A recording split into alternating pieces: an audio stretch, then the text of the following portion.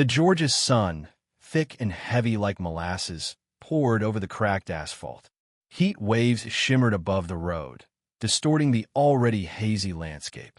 Grant Ellison, sweat plastering his linen shirt to his back, cursed under his breath. His prized '67 Mustang, usually a purring beast of chrome and muscle, sat silent and sullen on the shoulder of the Tulane Road, a thin wisp of smoke curling from its hood. Mon, Georgia. Population, negligible. Cell service, even more so. He hadn't seen another car for the last 20 minutes, and the irony wasn't lost on him. A man who'd spent his life accumulating wealth, now stranded with a useless hunk of metal in the middle of nowhere. Retirement, he thought bitterly, wasn't all it was cracked up to be, especially when it came packaged with a generous helping of solitude and a broken-down car. He'd called Lenora, of course, his sister. Left a message, doubtful she'd pick up. Their last conversation had ended, as they all did these days, in a bitter stalemate. He kicked a loose pebble, the small act of aggression doing little to alleviate the simmering frustration within him. What he wouldn't give for a cold beer and the comforting hum of his air conditioner. He circled the car again, the metal hot enough to brand him. Damn it all, he muttered, the words swallowed by the vast, indifferent sky. He heard it then, a rustling in the dry brush that lined the road. A flicker of unease went through him. This wasn't exactly prime real estate for friendly encounters. "Hello," he called out, his voice rougher than he intended. The rustling stopped. For a moment, there was only the buzz of cicadas and the hammering of his own heart. Then, a figure emerged from the brush. A young girl, no older than 12, her dark braids falling over a faded denim jacket. She stood there, regarding him with a steady gaze that belied her age. Something about her posture, the way she held herself, reminded him of he pushed the thought away. It was the heat, the frustration, playing tricks on his mind. "Your car is smoking," she said, her voice clear and direct, cutting through the haze of his discomfort. "I noticed." He managed a dry chuckle. "You a mechanic?" She didn't answer immediately, instead walking towards the car with a confidence that was almost unnerving. He watched her, a strange disquiet settling in his gut. He'd been so absorbed in his own predicament, he hadn't considered the potential dangers of being stranded alone. He reached into his pocket, his fingers brushing against the cool metal of his pocket knife. The girl stopped by the hood, her small hand hovering over the steaming metal. "It's the radiator hose," she said, her voice muffled as she peered inside. "Looks like it's split." He stared at her. "How do you know that?" She shrugged. "Grandpa taught me about cars. He used to say, 'A car's a puzzle, Zariah. Figure out how the pieces fit, and you can fix anything.'" Her gaze met his, a hint of a smile playing on her lips. He had a '65 Mustang. Said it was his baby. A strange tightness gripped his chest. A '65 Mustang. His father had one, same color, same year. He dismissed the thought as coincidence. What were the odds? "Well," he said, try to regain his composure. "Even if you know what's wrong, I don't have any tools. We're stuck." The girl, Zariah, rummaged in her backpack, pulling out a roll of duct tape and a multi-tool. "Grandpa always said, be prepared." She set to work with a surprising efficiency, her small hands deftly maneuvering the tools. Grant watched, a mixture of fascination and bewilderment swirling within him. What would you do if a stranger's child fixed your car and turned out to be your family? The heat hit different that day, especially when your prized '67 Mustang decided it was done for the day. He saw it then, a glint of metal on her jacket. A brooch, a small, silver dragonfly with wings spread in flight. His breath hitched. He knew that brooch. It had belonged to his mother, a gift from their father. He'd given it to Lenora after their mother passed. How could this girl have it? The world seemed to tilt on its axis. He felt dizzy, the heat pressing down on him like a physical weight. Zariah finished her work, wiping her hands on her jeans. "It's a temporary fix," she said, "but it should hold until you can get to a garage." He stared at her, the questions piling up in his throat, choking him. Before he could speak, a voice called out from the brush, "Zariah, is everything all right?" An older woman emerged, her face etched with worry. Her eyes, though, held a familiar steeliness. A steeliness that echoed in his own. He recognized her instantly. Ruth, Lenore's mother. The woman he'd blamed, unjustly, for years. He opened his mouth to speak, but no sound came out. The past, a tangled mess of grief and resentment, rushed back, threatening to drown him. A dust cloud announced the arrival of a sheriff's car. Sheriff Price, a man Grant had known for years, stepped out, his hand resting on his holster. He scanned the scene, his eyes lingering on Zariah, then on Ruth, before finally settling on Grant. "Everything all right here, Grant?" he asked, his voice cautious. Grant could only shake his head. The dragonfly brooch, a tiny, shimmering beacon in the oppressive heat, burning itself into his memory. He knew, with a certainty that chilled him to the bone, that his life was about to change, and he wasn't sure he was ready. The Georgia sun beat down with relentless fervor, baking the asphalt and turning the air thick and viscous. Grant, his crisp linen shirt clinging uncomfortably to his back, watched with a mixture of skepticism and fascination as the young girl, no older than 12, began to tinker with his Mustang. He'd half expected her to simply fetch water, a temporary fix for an overheating engine, but the way she circled the car, her gaze sharp and assessing, spoke of a knowledge that belied her age. A flicker of something akin to hope, quickly suppressed by years of ingrained cynicism, sparked within him. Could she actually know what she was doing? His internal monologue, a constant companion, whispered doubts. A child fixing a classic car? Preposterous. Yet, there was a quiet confidence in her movements, a deliberate grace that held his attention captive. "Ain't just the water," she said, her voice clear and surprisingly deep for someone so young. She pointed a slender, grease-stained finger towards the front grille. "Smells like your radiator's clogged, too." Grant's eyebrows rose involuntarily. He leaned closer, inhaling cautiously. A faint, metallic tang permeated the air, confirming her diagnosis. The skepticism began to recede, replaced by a grudging admiration. He'd spent a lifetime surrounded by mechanics who talked more than they worked, their greasy overalls and contrived jargon a mask for their incompetence. This girl, with her simple words and direct gaze, possessed an authenticity that was disarming. "Give me 10 minutes," she said, already reaching for the toolbox her grandmother had brought out. 10 minutes. Grant scoffed internally. Even the most experienced mechanic wouldn't dare promise such a quick fix. He folded his arms, a posture of reluctant acceptance. The heat shimmered around them, distorting the landscape into a hazy mirage. The cicadas buzzed relentlessly in the nearby trees, their droning song a backdrop to the unfolding scene. He watched as she moved with an unexpected economy of motion, her small hands surprisingly strong and deft. Each turn of the wrench, each adjustment of the hose, seemed precise, almost surgical. He found himself drawn into the rhythm of her work, the clinking of metal against metal, a strangely soothing counterpoint to the oppressive heat. "You know about cars?" he finally asked, the question a testament to his bewilderment. He realized, with a touch of self-deprecating humor, that he sounded like an old fool. But her knowledge, her confidence, seemed so incongruous with her age, with the dusty rural setting. She glanced up at him, her dark eyes, framed by long lashes, holding a hint of amusement. "My grandpa taught me," she replied simply, her attention returning to the task at hand. "He used to say, 'A car's a living thing, Zariah. Gotta listen to its heartbeat.'" Zariah. The name echoed in Grant's mind, a soft, melodious sound against the harsh backdrop of his thoughts. Her grandfather. He felt a pang of something unfamiliar, a strange tightening in his chest. He hadn't thought about his own father, a man equally adept with engines, in years.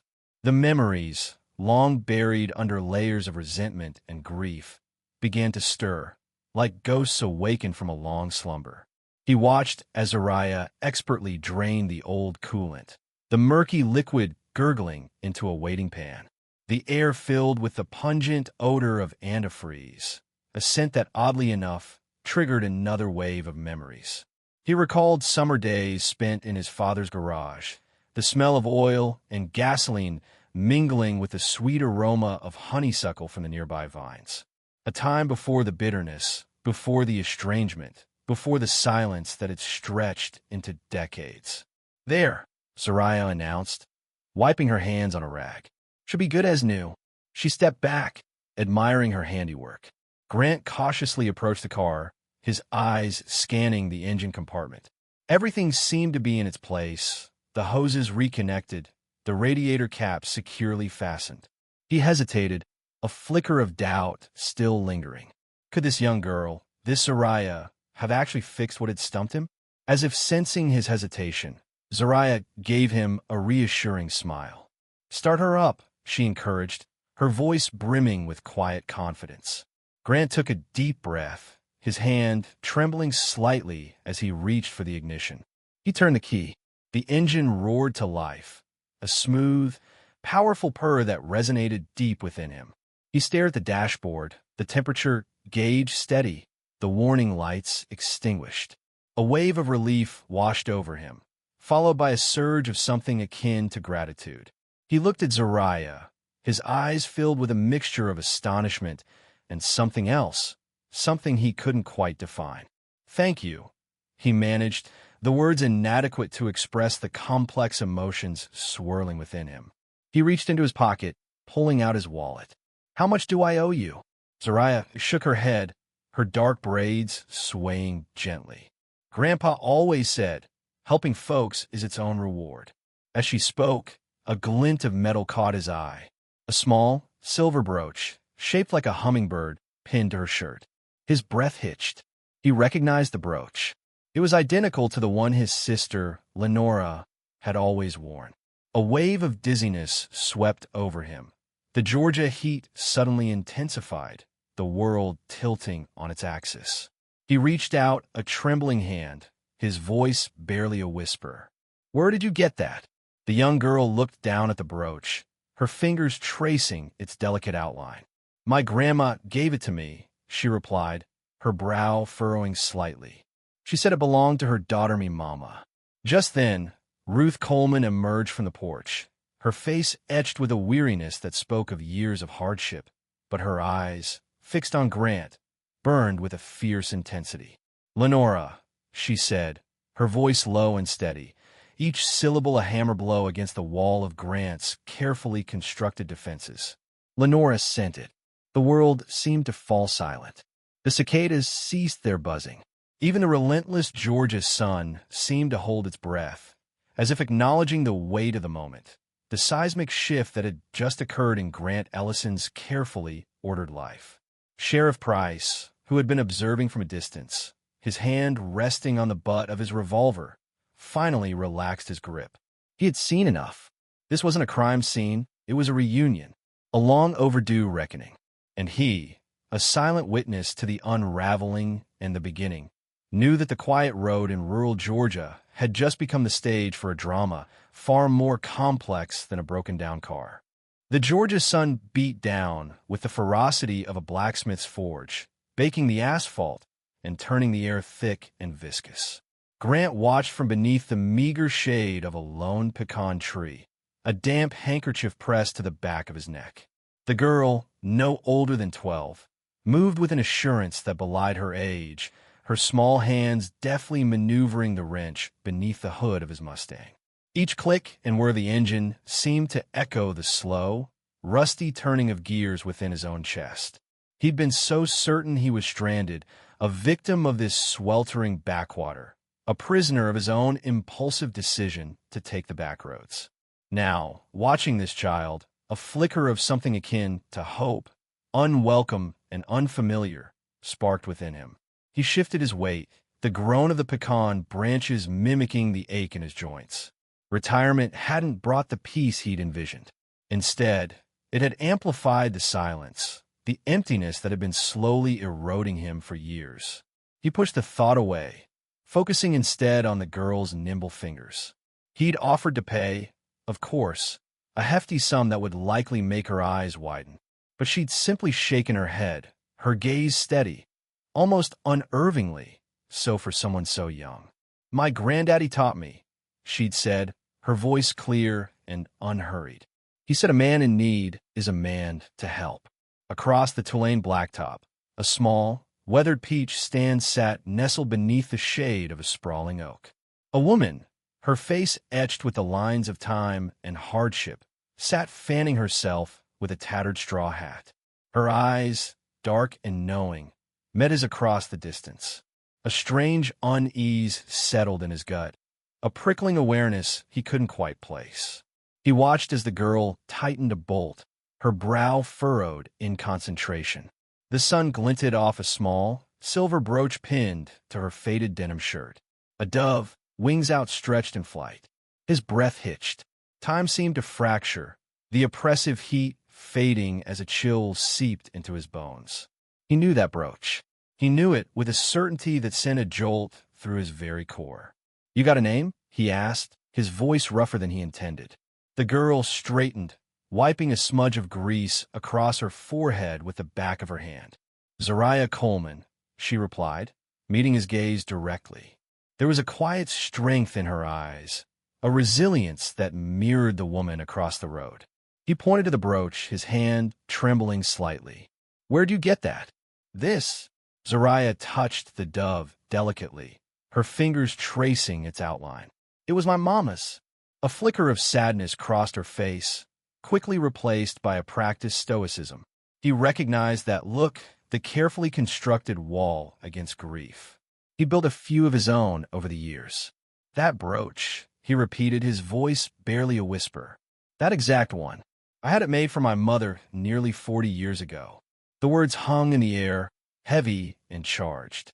The girl's eyes widened, a flicker of confusion replacing the earlier confidence. The woman across the road stopped fanning herself, her gaze fixed on him with an intensity that made him squirm. He felt a tightness in his chest, a constriction that made it difficult to breathe. He hadn't spoken to his sister, Lenora, in decades. Not since their mother's funeral. Not since the bitter fight that had ripped their family apart. He'd clung to his anger, his resentment, nurturing it like a poisonous flower. He'd told himself it was justified, that he was the wrong party.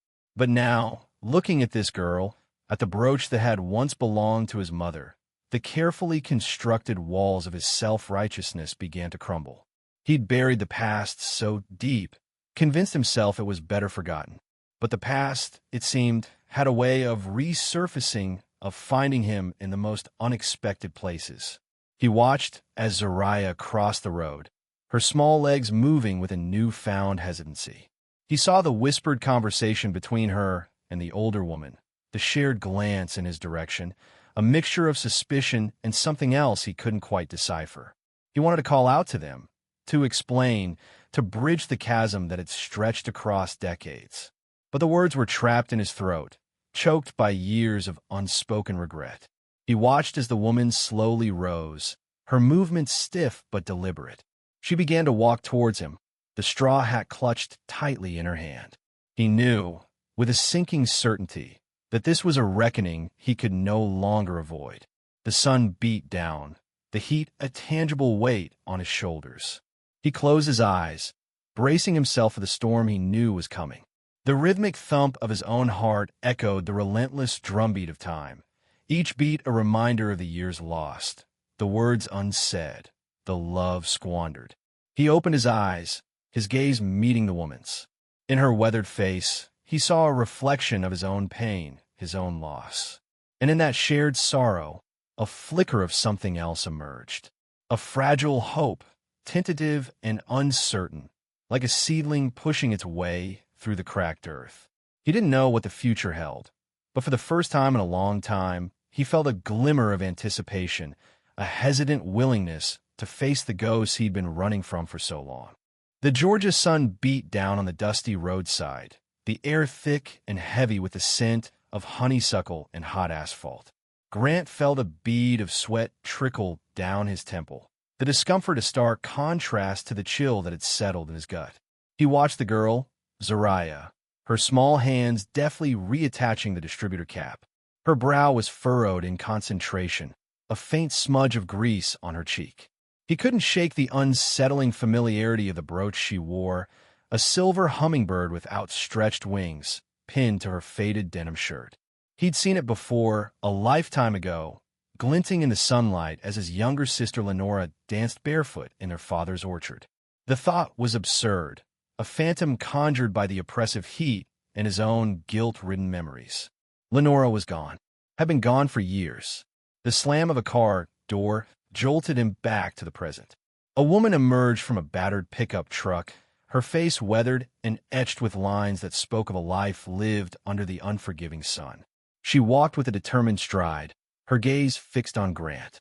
He recognized her instantly, a ghost from a past he'd tried so hard to bury. Ruth Coleman, Lenora's friend, the last person to have seen her before she disappeared. "Zariah, honey, you about done?" Ruth's voice was surprisingly gentle, a stark contrast to the steel in her eyes as they locked with Grant's. He felt a tightening in his chest, a premonition of something unpleasant about to unfold. He'd spent years avoiding this confrontation, burying his guilt under layers of work and indifference. Now it was here, staring him in the face, embodied in the woman standing before him. "Almost, Grandma," Zariah replied, her voice muffled from under the hood. "Just gotta tighten this last bit." Grant watched in silence, his mind a whirlwind of confused thoughts. What was Ruth doing here? Why was her granddaughter wearing Lenora's brooch? He opened his mouth to speak, but the words caught in his throat. Zariah straightened up, wiping her hands on a rag. "All done, Mr. Ellison. Should be good to go now." He managed a weak nod, his gaze shifting between Zariah and Ruth. The silence stretched, thick and suffocating, broken only by the buzzing of cicadas in the nearby trees. Ruth stepped forward, her eyes unwavering. "That brooch," she said, her voice low and steady, "belonged to your sister." The words hit him like a physical blow. He stumbled back a step, his hand instinctively reaching up to touch his chest, as if to ward off the pain. "My what?" he stammered, the question barely a whisper. "Your sister," Ruth repeated, her voice gaining strength. "Her name was Lenora. She left home when she was 17. "You're lying," Grant said, the words sharp and defensive. He knew it was a lie the moment it left his lips. He'd lied to himself for so long, pretending Lenora had simply abandoned him, abandoned their family. It was easier than facing the truth, the ugly truth of his own complicity in her departure. Ruth let out a dry, humorless laugh. "Lying? After all these years, you still can't face the truth, Grant?" Lenora ran away because she was scared. Scared of you, scared of your father. A wave of nausea washed over him. The memories he'd tried so hard to suppress came flooding back. His father's rage, Lenora's tear-streaked face, his own cowardly silence. He had been so young, so consumed by his own fear, that he had done nothing. Nothing. Zariah stood beside her grandmother, her eyes wide with confusion. She looked from Grant to Ruth, the unspoken question hanging heavy in the air. "Grandma," she whispered, "what's going on?" Ruth reached out and gently took Zariah's hand, her gaze softening. "Honey," she said, her voice trembling slightly, this is your uncle. Lenora, she was your mother." The air crackled with the weight of the revelation. Zariah gasped, her hand flying to her mouth. Grant felt the ground shift beneath his feet, the world tilting on its axis. He stared at Zariah, searching her features for a trace of Lenora, a flicker of recognition. The same wide-set eyes, the same stubborn tilt of the chin. It was her, his niece, Lenora's daughter. He opened his mouth to speak, to apologize, to explain, but the words wouldn't come. Decades of guilt and regret choked him, leaving him speechless and trembling. The sun beat down, the cicadas buzzed, and the weight of his past finally crashed down upon him, crushing him under its unbearable weight. He looked at Zariah, her face a mixture of shock and confusion, and for the first time in years, he felt a flicker of something akin to hope. Perhaps, just perhaps, he could finally begin to atone for his sins. The shimmering heat waves rising from the asphalt blurred the approaching vehicle. Grant, still half-crouched beside the Mustang, felt a prickle of unease.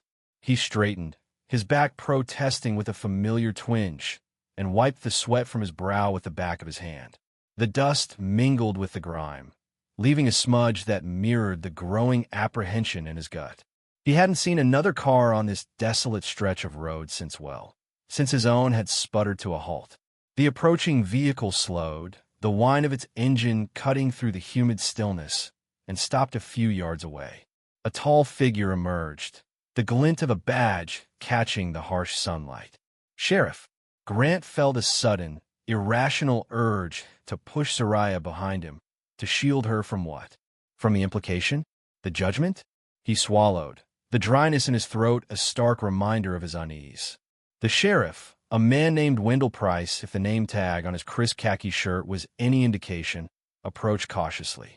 His eyes, shaded by the brim of his hat, scanned the scene, the open hood of the Mustang, the tools scattered on the dusty ground, and finally, Grant and Soraya standing awkwardly beside the car. Grant noticed the slight tightening of the sheriff's jaw, the almost imperceptible shift in his stance. Suspicion. It hung in the air, thick and heavy as the humidity. He was being sized up, categorized, and Grant, a man accustomed to the deference that wealth and status afforded, felt an unfamiliar surge of resentment. "You folks all right?" Sheriff Price asked, his voice neutral, professional. But beneath the surface, Grant sensed a current of inquiry, a probing for something more. He thought fleetingly of his sister, Lenora, of her fierce independence, of her distrust of authority. Was this how she felt, constantly scrutinized, perpetually on the defensive? The thought was uncomfortable, a flicker of understanding in the long-dormant embers of their shared past. "Just a bit of car trouble, Sheriff," Grant replied, forcing a calmness he didn't feel. His hand instinctively went to the brooch, now safely tucked away in his pocket, a tangible link to the past he had tried so hard to bury. The metal felt cool against his skin, a stark contrast to the burning shame that was slowly creeping up his neck. Soraya shifted beside him, her small hand brushing against his. He looked down at her, at the way the sunlight caught the strands of her dark hair, the same shade as Lenora's had been. He saw the faint dusting of freckles across her nose, the way her brow furrowed in a mirror of his own worry. In that moment, something shifted within him, a tectonic plate of guilt and regret grinding against a nascent sense of responsibility. He couldn't let this child, this unexpected echo of his past, be subjected to the same suspicions that had plagued Lenora for so long. "She's my family," Grant declared, the words surprising even himself. They hung in the air, a fragile bridge spanning the chasm of years and resentment. The sheriff's eyebrows rose, a flicker of surprise in his gaze. He looked from Grant to Soraya, his expression softening, the suspicions slowly receding like the tide pulling back from the shore. Internally, Grant's thoughts whirled like a dust devil. Family. The word felt foreign, unfamiliar on his tongue. For so long, he had built walls around himself, brick by brick, mortar of silence and resentment. He had shut Lenora out, their shared childhood memories relegated to the dusty attic of his mind. And now, here, in the middle of nowhere, confronted by this young girl, this living testament to the family he had fractured, the walls were beginning to crumble. The sheriff ran a hand over his chin, his gaze thoughtful. He glanced again at the Mustang, the tools, the smudges of grease on Soraya's hands. The pieces were slowly falling into place, a narrative forming in his mind. A family reunion, perhaps a little unorthodox, a little strained. He'd seen it before, the complex tapestry of family dynamics playing out in the small towns and backroads of his jurisdiction. He'd learned to recognize the subtle nuances, the unspoken words, the currents of history that ran beneath the surface. "Family, huh?" he finally said, a hint of understanding in his voice. He didn't press further, didn't demand explanations. He simply nodded, accepting Grant's statement at face value. "Well, glad you got things sorted out." He turned to leave, then paused, looking back at Soraya. "Good work on that engine, young lady." He tipped his hat, a gesture of respect, and returned to his vehicle. The engine roared to life, the sound a counterpoint to the sudden quiet that descended between Grant and Zariah. Grant watched the sheriff's car disappear down the road, the dust settling in its wake. He felt a strange sense of relief, a lightness he hadn't experienced in years. The sheriff's departure was more than just the resolution of a potentially awkward situation. It was the lifting of a weight, the breaking of a spell. It was a tacit acknowledgement of the truth, a validation of the connection he had just claimed. He turned to Zariah, the words he had spoken echoing in his mind. Family. He looked at her, really looked at her, and saw not just a stranger who had helped him fix his car, but a piece of his past, a fragment of the future he hadn't dared to imagine. The silence stretched between them, pregnant with unspoken questions, with the weight of years of unspoken words. The heat still shimmered in the air, but the oppressive weight of his past had begun to dissipate, replaced by a flicker of something new, something fragile, something hopeful. The Georgia sun beat down on the dusty roadside, the air thick and heavy with the scent of honeysuckle and hot asphalt. Grant watched, a strange mix of disbelief and burgeoning hope swirling within him, as Zariah expertly reattached the fuel line. He'd seen mechanics struggle with less, their hands clumsy and unsure. Yet this girl, this wisp of a thing with her grandmother's steady gaze, moved with a preternatural confidence. He felt a tremor beneath the carefully constructed wall around his heart, a fissure he'd spent decades reinforcing. It was unnerving, this unexpected kinship, this echo of something lost. There, Zariah said, wiping her greasy hands on a rag. She'll be good as new. Her smile was bright, untainted by the cynicism that clung to him like a second skin. He wondered, briefly, what it would be like to live a life untouched by the shadows of his family's past. The engine sputtered to life on the first try, the rumble a comforting vibration against the simmering heat. Grant leaned against the Mustang, the metal warm beneath his palm, a sudden wave of exhaustion washing over him. It wasn't just the heat, it was the sudden upheaval of his carefully ordered world. "Thank you," he managed, the words feeling inadequate, hollow. How could he thank her for unknowingly chipping away at the fortress he'd built around his grief? Zariah shrugged, her gaze flitting to the brooch pinned to her shirt, the same intricate hummingbird design he remembered on his sister's favorite shawl. He'd almost convinced himself it was a trick of the light, a cruel phantom conjured by the oppressive heat. "That brooch," he began, his voice a low rasp. He cleared his throat, tried to regain some semblance of composure. "It's familiar." Zariah's fingers instinctively went to the brooch. "My grandma gave it to me, said it belonged to her daughter." A flicker of understanding crossed her face. "You knew my mom?" He looked at Ruth, her face etched with a weariness that mirrored his own. He saw the silent plea in her eyes, a plea for understanding, for forgiveness. He swallowed, the lump in his throat thick and heavy. "Your mother is my sister," he finally admitted, the words heavy with the weight of years of silence. He braced himself for the inevitable questions, the accusations, the recriminations. But Zariah simply nodded, her expression unreadable. Grandma Ruth said she had a brother who didn't understand. The air crackled with unspoken words, with the ghosts of past arguments and bitter accusations. Grant felt a pang of guilt, sharp and piercing. He had been selfish, blinded by his own pain. He had judged Lenora without truly understanding her reasons, her desperation. "Why didn't you tell me?" Zariah asked, her voice quiet, almost a whisper. Ruth sighed, a deep, shuddering breath. "Because she didn't want me to. She said you wouldn't understand, that you'd blame her like everyone else." Her voice cracked, the years of carefully suppressed emotion threatening to spill over. Grant closed his eyes, the image of his teenage sister, defiant and heartbroken, flashing through his mind. He'd pushed her away, convinced she was betraying their family, when in reality, she was simply trying to survive. "She missed you all the time," Ruth continued, her voice laced with a quiet sorrow that cut through him like a knife. "She kept a picture of you in her wallet, worn and faded. She talked about you, about how things used to be. He opened his eyes, meeting Ruth's gaze. I didn't know. The words felt pathetic, insufficient. He'd built a life around the bitterness of her absence, never allowing himself to consider her pain. The conversation lulled, punctuated only by the buzzing of cicadas in the nearby trees. The weight of the unspoken hung heavy in the air, thick and suffocating. Then Zariah spoke, her voice hesitant.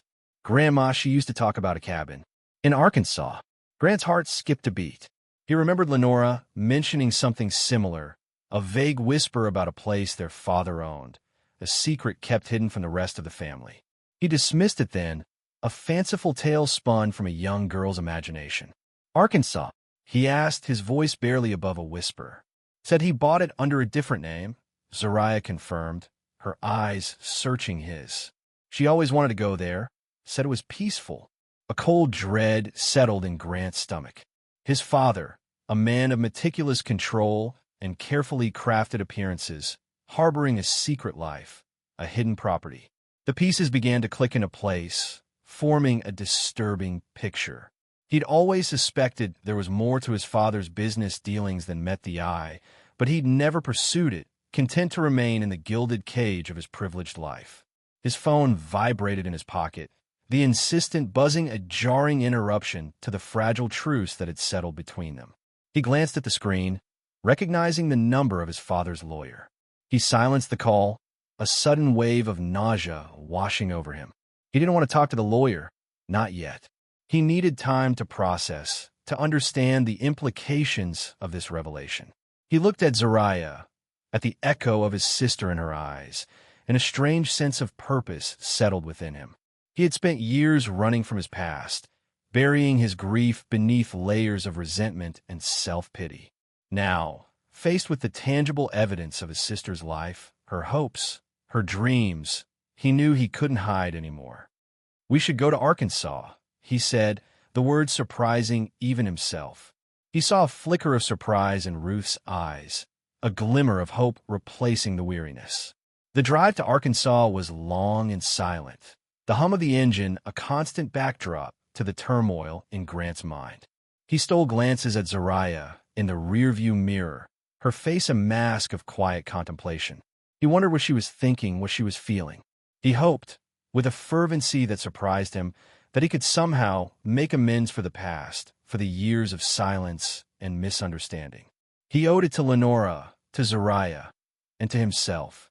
He owed it to the fractured pieces of his family, scattered and broken by years of unspoken truths. He had to find a cabin, not just for Lenora, but for himself. He had to find the missing pieces of his own fragmented soul.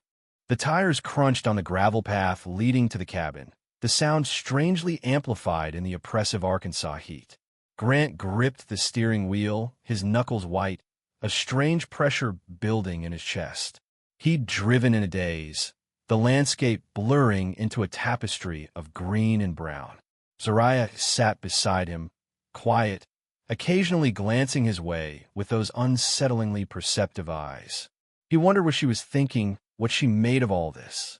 He'd barely spoken since they left Georgia, the revelation of their connection a heavy, unspoken thing between them. The cabin stood nestled amongst a thicket of trees, a small, weathered structure seemingly swallowed by the encroaching wilderness. It looked almost exactly as Lenora had described it in her letters, those rare, hesitant missives that had dribbled off over the years. He parked the Mustang, the engine clicking as it cooled, a sound that mirrored the hollow ache in his own heart. He'd pushed her away, his pride and resentment a wall between them. And now this. He turned to Zariah, forcing a smile he didn't feel. This is it, he said, the words catching in his throat. He could see a flicker of apprehension in her eyes, a mirror of his own unease. He opened the car door, the humid air rushing in, thick and heavy like a shroud. The cabin door creaked open, revealing a dimly lit interior. Dust motes danced in the shafts of sunlight that pierced the gaps in the boarded-up windows, illuminating the sparse furnishings. A faded floral sofa, a rickety wooden table, a single rocking chair bathed in the ethereal glow. The air was thick with the scent of decay and disuse, tinged with the faint, sweet aroma of dried wildflowers. It was a place forgotten by time, a sanctuary, a tomb. He stepped inside, his shoes crunching on the dusty floorboards, the sound echoing in the stillness. Zariah followed, her steps hesitant, her gaze sweeping over the room, taking it all in. He watched her, a strange mix of guilt and something akin to hope stirring within him. This place, steeped in Lenora's memories, was now a bridge between them, a tangible link to the past. My grandmother said there might be some of my mother's things here, Zariah said, her voice soft, almost a whisper. He nodded, unable to speak, the tightness in his throat constricting his words. He began to search, his movements mechanical. Each item he touched a ghost of Lenora's presence. Old photographs, faded letters, a worn-out book of poetry. Each object was a shard of her life, a testament to the sister he had lost. In a dusty corner, he found a small wooden box, its latch tarnished with age. He opened it, his hands trembling slightly. Inside, nestled amongst a tangle of ribbons and dried flowers, was a cassette tape. He picked it up, his fingers tracing the faded label. Lenora's handwriting. His heart lurched, a painful spasm in his chest. He looked at Zariah, a question in his eyes. She nodded, her expression solemn. He found an old cassette player, its plastic yellowed and cracked, and inserted the tape. He pressed play, the whirring of the mechanism filling the silence. A moment of static, then Lenora's voice, clear and strong, yet tinged with a familiar sadness. Grant, I don't know if you'll ever hear this. The words hung in the air, sharp and poignant, a direct line to his soul. He closed his eyes, the sound of her voice washing over him, a bittersweet tide of memories. He saw her, a young girl with bright eyes and a mischievous smile, the sister he had adored. Then he saw her later, her face etched with pain and disappointment, the sister he had betrayed. Lenora's voice continued, weaving a tapestry of her life in the cabin, her struggles, her hopes, her quiet despair. She spoke of the solitude, the peace she had found amidst the wilderness, the solace she had sought in nature's embrace. And then, her voice cracking with emotion, she spoke of him. I forgave you a long time ago, Grant, she said, the words echoing in the small cabin, filling the space with a profound sense of peace. I hope one day you forgive me too. The tape clicked to a stop, the silence that followed heavy and profound. Grant opened his eyes, his vision blurred with tears. He looked at Zariah, her face streaked with silent tears, her eyes reflecting the same mix of pain and understanding that he felt. He reached out, his hand trembling, and gently touched her cheek. In that small, dusty cabin, amidst the remnants of a life lost and a connection rediscovered, a weight lifted from his shoulders, a burden he had carried for so long finally released. He had forgiven her. He had forgiven himself. And in the silence, he heard the faintest whisper of hope, a promise of healing, a chance to finally mend the broken fragments of his past. The heat outside seemed less oppressive now, the air lighter, the future less bleak. He looked at Zariah, at the living embodiment of the sister he had lost, and felt a flicker of warmth, a fragile ember of something akin to peace, ignite within his heart. It was a beginning, a fragile new start, amidst the ruins of what had been. And for the first time in a long time, he allowed himself to believe that maybe, just maybe, it was not too late. The Arkansas air hung thick and heavy, a humid blanket clinging to the skin. Cicadas droned a relentless chorus from the pines, a soundtrack to the simmering heat. Inside the cabin, the air was marginally cooler, courtesy of a whirring ceiling fan that stirred dust motes in the afternoon light. Grant sat on the worn sofa, the floral pattern a faded echo of a life he barely remembered. Lenora's life, his sister's life, a life he had inadvertently shattered. His fingers traced the outline of the silver brooch, its intricate Celtic knotwork cool against his skin. It was identical to the one Zariah, the girl by the roadside, had worn. The girl with Lenora's eyes. The realization had struck him like a physical blow, the air knocked from his lungs. He'd stumbled through apologies, explanations he couldn't quite articulate, his words a tangled mess of guilt and disbelief. Ruth Coleman, Zariah's grandmother, had watched him, her gaze unwavering, a mixture of weariness and quiet triumph in her eyes. It had been years since he'd seen her, but the years hadn't softened the lines etched around her mouth, a testament to a life of hardship and resilience. He'd retreated to the cabin, the silence pressing in on him, amplifying the chaotic symphony of his thoughts. How could he have been so blind? How could he have let his pride, his resentment, create such a chasm between him and his own family? He saw flashes of his younger self, arguing with Lenora, his words sharp and unforgiving. He'd been so certain he was right, so convinced of his own righteousness. Now, the memory tasted like ash in his mouth. He closed his eyes, the weight of the past pressing down on him. The fight over their father's will, the accusations flung like daggers, the silence that had stretched into decades.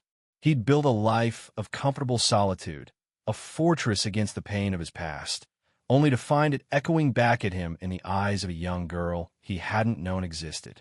No more running, he murmured, the words barely audible above the whir of the fan. The thought felt foreign, unfamiliar. For so long, running had been his default response. Running from the pain, the guilt, the responsibility. But looking at Zariah, he saw a reflection of Lenora, a ghost of the past he could no longer ignore. He would fix what he could. Start small. Pick her up from school. The thought, simple as it was, felt monumental. A crack in the wall he'd built around himself, letting in a sliver of light. The screen door creaked open, and Ruth stepped inside, her movements slow but deliberate. She held a glass of iced tea, condensation clinging to the sides. She offered it to him, her gaze steady. He took it, the coolness a welcome relief against his clammy palm. "She's a good girl," Ruth said, her voice quiet but firm. Lenora would be proud. The mention of Lenora's name twisted something inside him, a knot of grief and regret. He swallowed, the iced tea doing little to quench the sudden dryness in his throat. "I didn't know," he managed, the words inadequate, hollow. Ruth nodded, her expression unreadable. "I know," she said.